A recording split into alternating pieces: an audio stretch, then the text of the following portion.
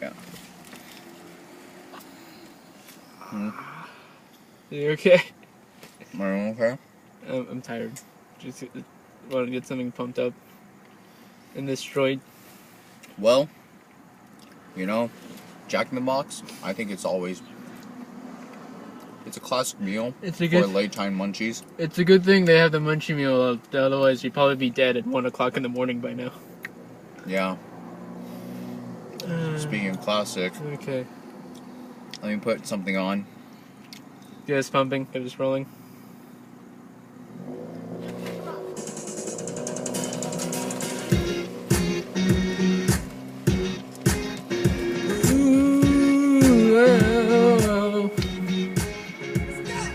Ooh, girl, you're shining like a Fifth Avenue diamond. The way you like you used to, you're never going out of style.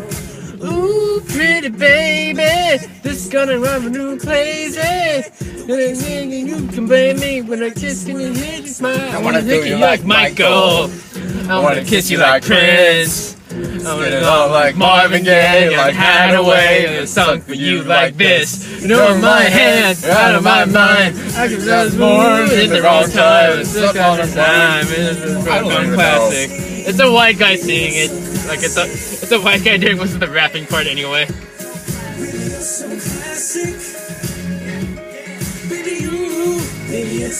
Go for it. I'm good. No. You're good? Yeah, You're done? I'm good. Done? We're gonna get. I don't know. I'm afraid we're gonna get like copyrighted for. Copyrighted? Yeah. It's YouTube. It's true. Anyway, that totally had everything to do with Lupin the Third. Yep. So today, we went to LA Ego Fest. Yeah. Drove down to Hollywood. Yeah. We thought we were late. Well, I thought I was late. We were like 40 minutes early. Well, Yeah. you were for you were fashionably late. I was just late, even though you drove. Mm-hmm. Theater was packed. It was. Yeah. A lot of Japanese people, of course. Most likely foreigners. Yeah. I don't know. Lupin the Third. We got the whole catalog here. We can basically read off the whole thing if we wanted to. You're like 2 pages in which, off, I think. There you go. Yeah. It's pretty nice. It's a very fun movie. Yeah. But hold on. Let's lay down the pedigree first. Okay. We got Ryuhei Kitamura. So, if any of you guys know, this person here... Director. He was Yeah. there. He was doing a Q&A with... Yeah. Actually, all three of these people were there for the Q&A. This guy, he's mostly known for a movie called Versus. Man. I feel like I've heard... I feel like I've read a review for that on like High Def Digest. And they give it like a half star, but I didn't. I think star? I think that was a different movie entirely, so it's okay. Yeah, because he got a lot of notoriety from this. It was very well received. That was like one of the most popular questions, like from the Q&A. It's like, "Hey, when are you gonna make Versus 2?" And he goes like, "Say that louder. I want the people with the money to hear that." And then the boss is like the Producer. the producer Yamamoto. He's like, yeah, putting the thumbs up. I am the big boss. Oh, was that him? I wasn't paying attention. That was him. Mm-hmm. That was him, the translator, and then Miss Kuroki, who was the Mine Fujiko in Lupin the Third, and then we have Kitahara Sensei. Lupin the Third. Let's jump right into it. Lupin the Third was definitely a fun ride. Yeah, I wouldn't call it a really good movie, but like honestly, but it had a lot of fun with it, despite all the problems with it. And I think that's sort of comes like the spirit of the Lupin the Third, like just the material itself. It's like anytime when they're not just having like this Lupin on screen, just like interacting with Gomon or Jige, or and it focuses on Michael and whatever melodramatic bullshit he's in. The movie just drags. You said like first, like when they're at the diner at like the mansions, like this is really stiff. Yeah, it is a very stiff movie. But hold on, if you guys don't know what Lupin the Third is, Lupin the Third is about this guy, Master Thief. Master Thief. Yeah. Very flashy with everything he does, and leaves notes and leaves notes behind whenever he steals something, and basically it's a classic anime of the manga of the 70s or 80s? 70s, I think. 70s. And most people know, I think, at least for me, I know primarily from Castle of Cagliostro from Miyazaki. Which is good. It's fantastic. Fantastic. I think like it's the same thing as this live action adaptation in which like it's not too faithful to like the actual material, but it has like the same spirit. Mm-hmm. I actually prefer this. No, I don't prefer this. Maybe I do. Maybe I do. How long have you seen? Like, how long has it since you've seen Castle of Cagliostro? I don't remember. Because I saw it when I was little. Well, Cagliostro works better because like one, it's animated, so that has its own advantages. Yeah. What we saw today was a live action. Keep that in mind. And even then, like even like at the Q&A, they're like, you never know we're live action, but like we did what we could to make it work. Mm-hmm. Until like the voice acting in that one was better, even the dub there. Oh, that's one of the bad things about this movie. The dub. The dub is on the lesser side, on like the higher side of terrible. Yes, because basically there would be English dub here, and then nope, they switched to Japanese. No, you say like they only started speaking actual Japanese like near like the end of like the movie, like third act. They keep on switching on and off.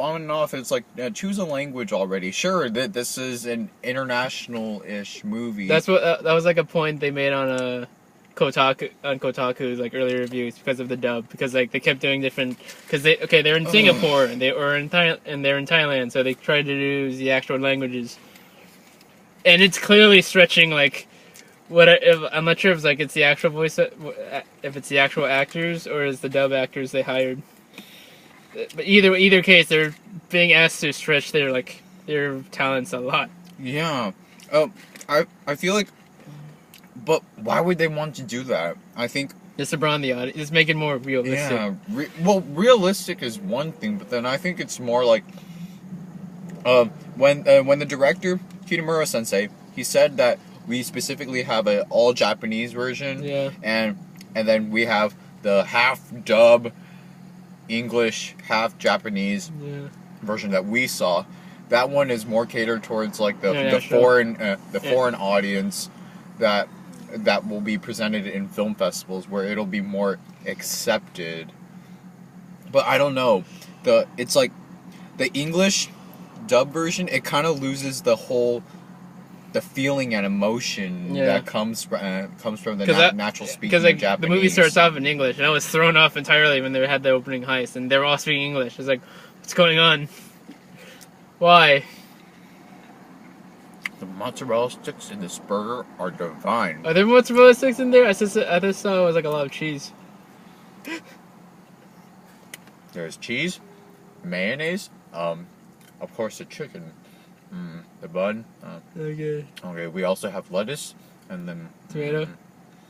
No tomato. Okay. No tomato. And then it's just 2 mozzarella sticks. You're exactly like Omen, when they first introduce him, and he's being all stoic, and Lupin's like, come on, we need to talk. I brought you your favorite dumplings.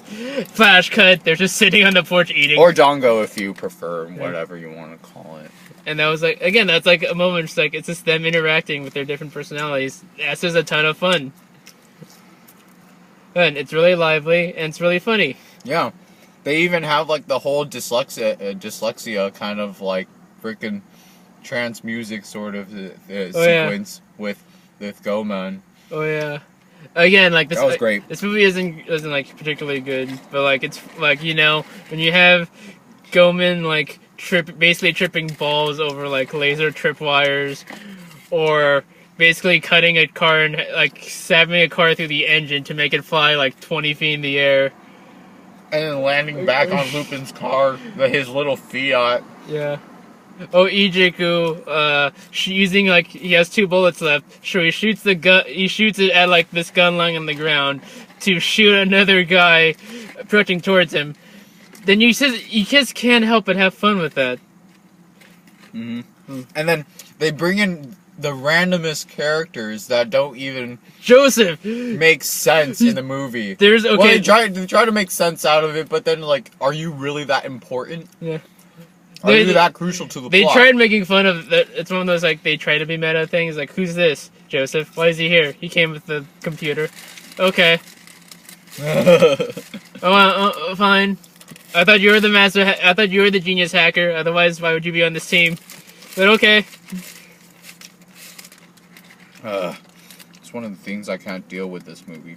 But with all that, I seriously had a great time because they although cuts and transitions were subpar. And for some reason it just cuts to black, or there's a lot of weird like abrupt cuts during like weird scenes, or like they let some things play out too long. And plus all of the action, I think it was really, it used a lot of like modern day tropes like slow-mo, random zoom-ins. There's a lot of bad cinematography with like fight scenes. Yeah. Even with all of that, the comedy and the action, they capitalize on that. And eventually it got better towards the end of the movie. Like once he got to that basically that highway chase, it all got better from there. That's basically all I can say about the movie. Yeah. But if you guys had the choice to go, well, if you're a Lupin the Third fan, then yeah. If you're a Lupin the Third fan, yeah, go for it. If you're trying to use it as like a way to get into Lupin the Third, probably not. Caligrosso, all the way, honestly. I would start with the manga. I start with Caligrosso. Monkey Punch delivers. Yes, this is true. Heck, that's how the movie came to being. Kitamura. It was the original story. They were like they were drinking buddies like 24 years ago. Yeah. Yeah. Was that one of the stories they were talking about during the? Yeah. It was they would travel. They would go around Ginza, Shinjuku. Okay. And drink, and of course Monkey Punch. He's famous for Lupin, and Kitamura. He's a director now. Yeah. 20 years later, and they pick him up and stuff. Awesome. For Lupin the Third. And they announced a sequel and potentially a third movie for Lupin the Third. And they were joking about crossovers with Sherlock from not Conan, not Detective Conan / Case Closed. No, actual Sherlock from the BBC. No, no, it wasn't. That was an audience member that was joking. Not them themselves. Kuroki didn't say much. The actress, like, okay, it hurt. Well, one, because she had to have a translator, so like I don't think she wanted to like slow down the whole Q&A. Yeah, there's that. Oh, of all the actors, I think their acting was kind of okay, and then also not okay. Again, the guy who played Michael, he was boring as shit. No, like in the end credits, like they have basically like if you saw Iron Man 3, they have those same like sort of very bright, colorful like comic book style like poses and angles. So like Lupin's like yeah, and Goman's like whoa, and then Michael he just stands and like they just have to spin his like Photoshop model in like a circle. Well, everyone else, including like the random extras, get to do like cool like action poses. Even the one guy who like looks like one of those characters from Final Fantasy 13, like one of Snow's like I think he's like his right hand man in Final Fantasy 13, the guy with like the tall hair, the orange hair. Who kept screaming, "I love this guy! I love this guy!"